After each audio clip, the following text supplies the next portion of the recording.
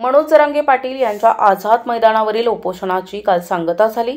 मनोज जरांगे पाटील यांनी मांडलेल्या मागण्या सरकारनं पूर्ण केल्या, मात्र या विरोधात ओबीसी समाज आक्रमक झाला असून नांदेडच्या भोकर येथे सरकारनं काढलेल्या GRची होळी करून आंदोलनाचा इशारा दिलाय। मनोज जरांगे पाटलांच्या उपोषणाला मिळालेल्या यशामुळे मराठा समाजात आनंदाचं वातावरण असलं तरी ओबीसी समाजामध्ये मात्र तीव्र नाराजी आहे। हैदराबाद गॅझेट लागू करण्याचा निर्णय ओबीसी समाजासाठी अन्यायकारक असल्याच्या भावना ओबीसी नेत्यांनी व्यक्त केल्या आहेत।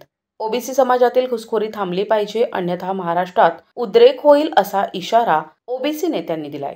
आपल्या मागण्या मान्य न झाल्यास तीव्र आंदोलन छेडण्याचा निर्धारही त्यांनी व्यक्त केलाय। महाराष्ट्र शासनाने हे ओबीसीवर अन्याय, कारण ज्या जरांगेने ज्या ओबीसी मधून आरक्षणाची जी मागणी केली, डॉक्टर बाबासाहेब आंबेडकरांनी जे संविधानामध्ये जे ओबीसींना आरक्षण दिलं ते आम्ही कधीच आरक्षण जाऊ देणार नाही याकरिता आज GRची होळी केली आहे। आणि या GR मध्ये ज्या हैदराबाद गॅजेट नुसार महाराष्ट्र शासनानं जर देत असेल तर आज ओबीसी हा सर्व ओबीसी समाज बांधव उठून हे पेटेल आणि या महाराष्ट्र सरकारला धडा शिकवल्याशिवाय राहणार नाही। ओबीसी आरक्षणामध्ये घुसखोरी करण्याचा थाट मनोज जरांगे यांच्या माध्यमातून आणि सरकारने हैदराबाद गॅजेटच्या माध्यमातून ओबीसी आरक्षणात घुसखोरी करण्याचा GR या ठिकाणी काढला। त्या अनुषंगानं संबंध सकल भोकर तालुका ओबीसी संघटनेच्या वतीनं आम्ही आज या ठिकाणी GRची होळी करून या ठिकाणी मुख्यमंत्र्यांना तहसीलदाराच्या मार्फत ह्या आरक्षणामध्ये घुसखोरी थांबली पाहिजे, अन्यथा महाराष्ट्रामध्ये ओबीसी समाजाचा उद्रेक होईल।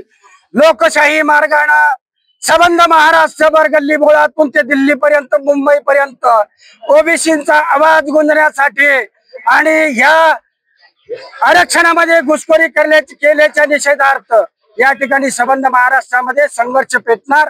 ह्यासाठी निवेदनाच्या माध्यमातून आम्ही सरकारला निवेदनाच्या द्वारे इशारा दिलेला आहे की यापुढे हा GR रद्द झाला नाही तर महाराष्ट्रामध्ये छगन भुजबळ असतील, हाके साहेब असतील, प्रकाशना शेंडगे असतील, मंगेश ससाने असतील, वेगवेगळे जे आमचे नेते आहेत या नेत्यांच्या माध्यमातून जिल्हावार, तालुकावार आणि महाराष्ट्र मुंबईमध्ये हे सर्व संघर्ष 15 दिवसामध्ये उभा राहील आणि 15 दिवसानंतर महाराष्ट्रामध्ये मुंबई ब्लॉक